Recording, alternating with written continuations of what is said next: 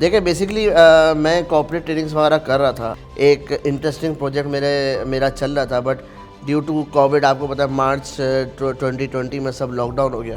तो मेरे एक दोस्त ने मुझे मशवरा दिया कि you should go towards e commerce. हकीकत बात ये कि आगे दुनिया सारी डिजिटलाइजेशन की तरफ जा रही है। साकिब अज़हर साहब की वीडियोस देखी और मुझे समझ में आ गया काम। अगर कोई अमेज़ॉन पर या किसी भी प्लेटफॉर्म पे कोई अपना स्टोर बनाना चाहता है तो एज अ वर्चुअल असिस्टेंट आपकी जॉब होती है कि आप उनको प्रोडक्ट रिसर्च करके दें, कीवर्ड रिसर्च करके दें। स्टार्ट से लेकर A to Z account management सारी सर्विसेज ये वर्चुअल असिस्टेंट को देनी होती है। सर आपकी as a virtual assistant monthly earning कितनी है? मेरी इस वक्त अराउंड $1000 to $1500।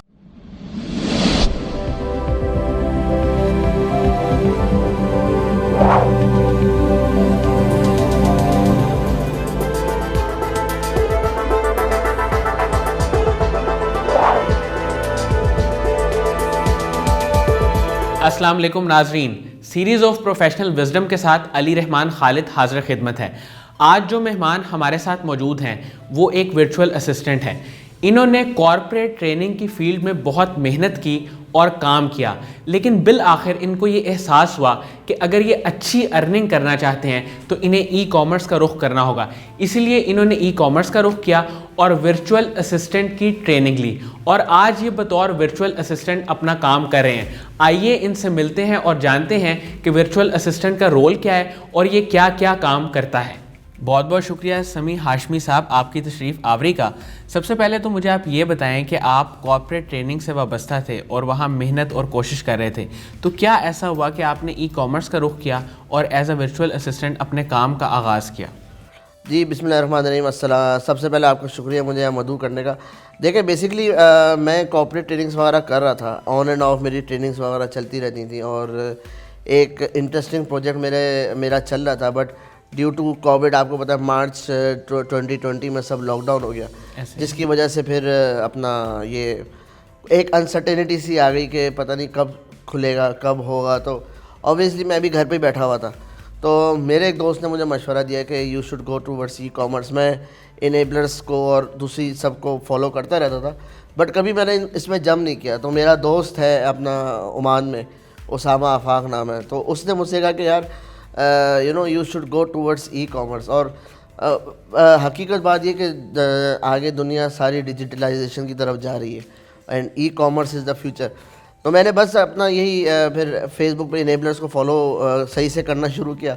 साकिब अज़हर साहब की वीडियोस देखी और मुझे समझ में आ गया काम। तो बस I just went to their website और मैंने कहा कि VA का कोर्स मैं कर लेता हूँ, मुनासिब लगा मुझे। तो बस इस तरह से मेरा ये सफ़र का आगाज़ हुआ।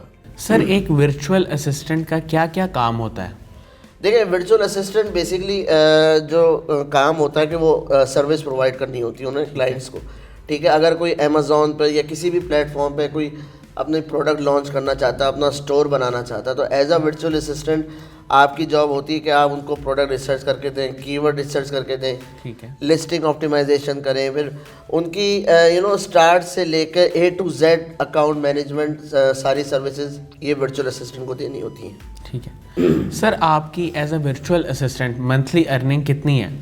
मेरी इस वक्त अराउंड $1000 to $1500। ठीक है। सर जो लोग इस फील्ड में आना चाहते हैं आप उनको क्या रिकमेंड करेंगे? देखिए जो इस फील्ड में आना चाहते हैं मैं उनको सबसे पहले तो ये रिकमेंड करूँगा कि बिल्कुल क्लियर माइंड के साथ आएँ। पहले पूरी अपनी रिसर्च करें, ठीक है।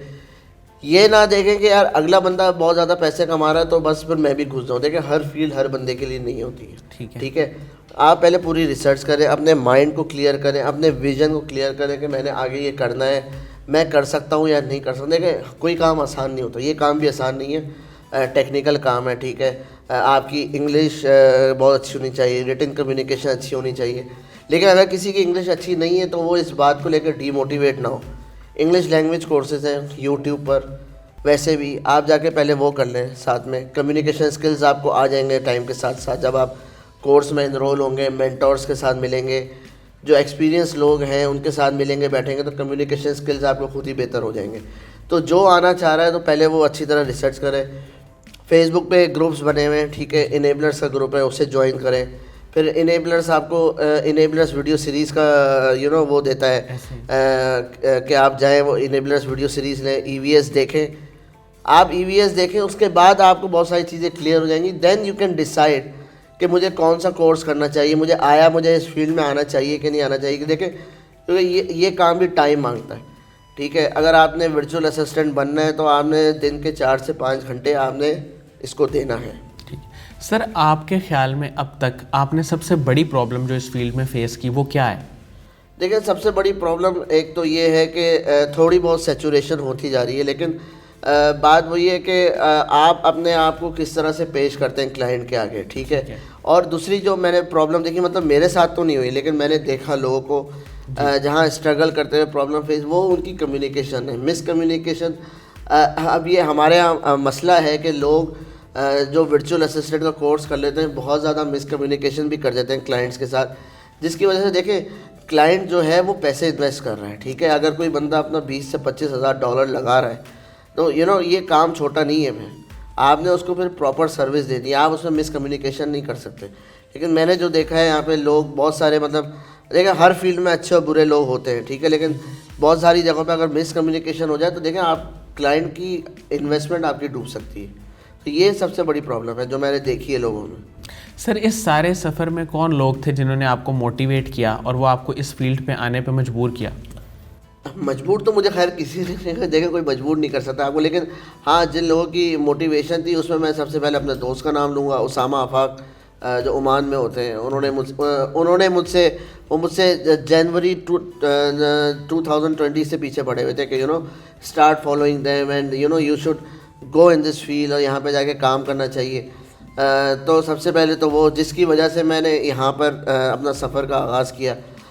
फिर मैं अगर बात करूँ, मैं इनेबलर्स कराची में, मतलब वहाँ पे मैं VA बैच 4 जो कराची का first face to face batch था, मेरे mentor Danish Khalil sahab, he is a wonderful gentleman. और पहले दिन जो था ट्रेनिंग का, उन्होंने कहा था कि हम लोग जो है ना लाइफ टाइम सपोर्ट देते हैं। तो मेरा ट्रेनिंग इंडस्ट्री से ताल्लुक़ रहा है, मैं कहा यार ये भी ना औरों की तरह सिर्फ बातें करने की, कोई लाइफ टाइम सपोर्ट देता नहीं है, लेकिन ऐसा नहीं था। यकीन माने वाकई लाइफ टाइम सपोर्ट है। मैं आज भी कभी भी इनेबलर्स ऑफिस जा सकता हूँ, कोई भी प्रॉब्लम हो, कोई भी इशू हो। दानिश खलील जो कराची के सिटी लीड और एम्बेसडर हैं, उन्होंने बहुत ज़बरदस्त सपोर्ट की, आज तक कर रहे हैं। इसके अलावा वहाँ पे ट्रेनर कंसल्टेंट होते हैं फवाद उमर साहब। मैं क्योंकि ज़्यादा मैं होलसेल FBA होलसेल में काम कर रहा हूँ, फवाद उमर हैं जिन्होंने मुझे सारा FBA होलसेल का, मतलब जिनसे मैंने सीखा about wholesale model, Fawad Umar. इसके अलावा मेरे 2 बैचमेट्स हैं जो मेरी बहुत सपोर्ट बने रहे, अशर फराज और अब्दुल मुकीद। तो ये 3-4 लोग हैं मतलब जिनकी बहुत ज़्यादा सपोर्ट है, मोटिवेशन है। दानिश खलील, फवाद उमर, वंडरफुल पीपल, मतलब बहुत ज़बरदस्त सपोर्ट की इन लोगों ने।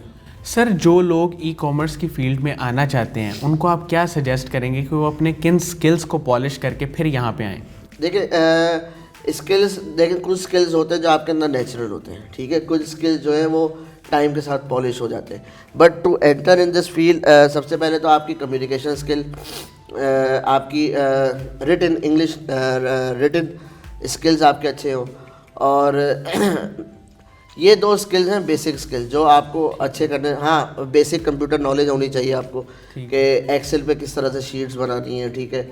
और क्योंकि अमेज़ॉन पे काम करने के लिए you have to deal with different softwares, ठीक है। तो वो आपको कंप्यूटर की बेसिक नॉलेज होनी चाहिए कि अगर किसी को अगर कंप्यूटर ऑपरेट नहीं करना आता, ऐसे तो मुश्किल है कि आज के दौर में किसी को कंप्यूटर ऑपरेट करना ना आए।